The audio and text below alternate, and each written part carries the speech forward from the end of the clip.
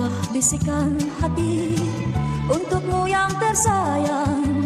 Walaupun apa yang tak mungkin berubah, tiada Salam sejahtera, saya Caroline Anajiki dari Kumpulan AD akan membentangkan tentang SDG 12, iaitu penggunaan dan pengeluaran bertanggungjawab.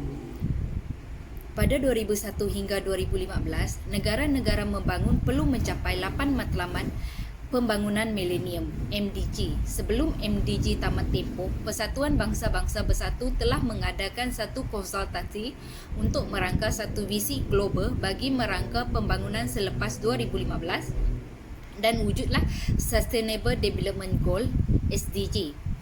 Terdapat 17 matlamat Sustainable Development Goal (SDG) atau matlamat pembangunan lestari, iaitu menghapuskan jurang kemiskinan, kelaparan sifar, kesihatan dan kesejahteraan yang baik, pendidikan yang berkualiti, kesaksamaan jantina, air bersih dan sanitasi, tenaga berpatutan dan bersih, pekerjaan sesuai dan pertumbuhan ekonomi, industri inovasi dan infrastruktur, mengurangkan ketidaksamaan, bandar dan masyarakat mampan, penggunaan dan pengeluaran bertanggungjawab, tindakan terhadap iklim, kehidupan di bawah air, kehidupan di tanah, keamanan, keadilan dan pertubuhan kukuh, serta yang terakhir kerjasama demi matlamat. Zaman milenial kini, negara semakin membangun dipenuhi bangunan-bangunan pencakar langit, namun pada masa yang sama, sumber asli semakin pupus dan musnah. Kini, bahan mentah dan sumber asli semakin berkurang kualiti dan kuantitinya. Kerakusan manusia untuk mengaut untung semata-mata tanpa memikirkan kesan kepada alam sekitar dan kehidupan ini sehingga berlaku pencemaran dan pembaziran. Pembaziran berleluasa berlaku apabila penggunaan sumber yang tidak terkawal.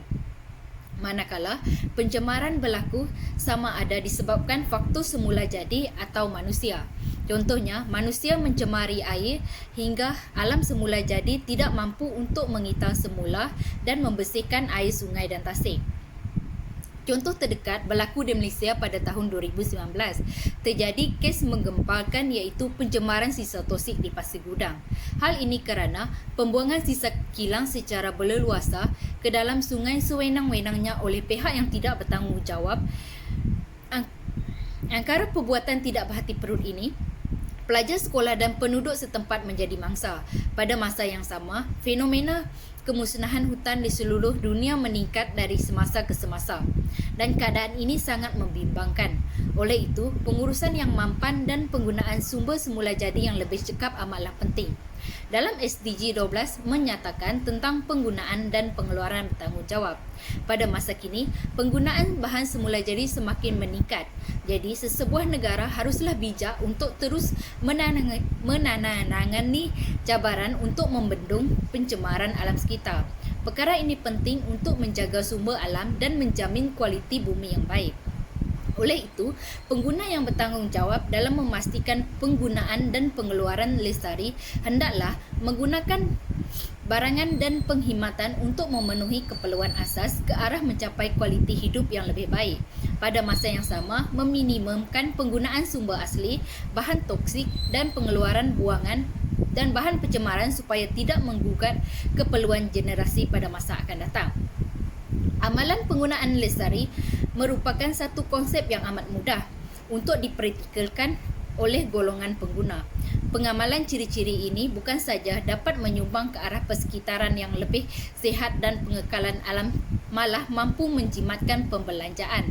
Antara ciri-ciri utama amalan penggunaan lestari adalah berbelanja dengan berhemat, iaitu hanya membeli mengikut keperluan, menjimatkan penggunaan sumber yang tidak boleh diperbaharui seperti air, tenaga dan bahan bakar fosil dan menggunakan bahan-bahan yang tidak menyebabkan impak negatif terhadap alam sekitar.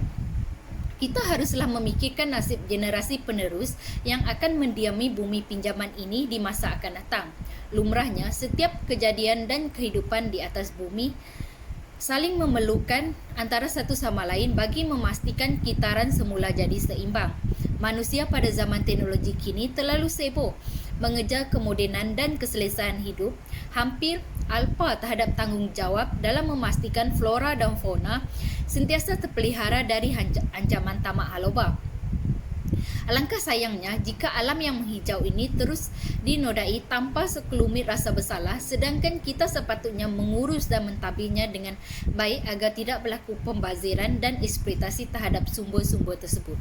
Sekian, terima kasih.